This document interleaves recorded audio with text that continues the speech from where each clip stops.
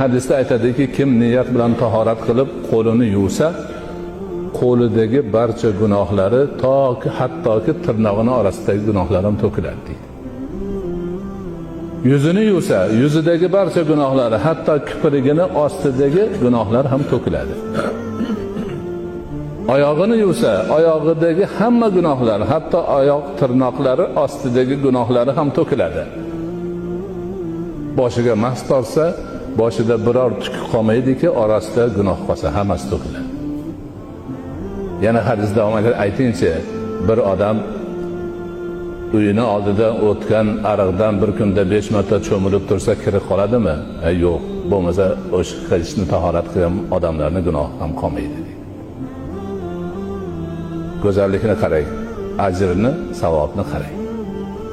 Ana mo'min musulmon inson doim tahorat bilan poklanib yuradi.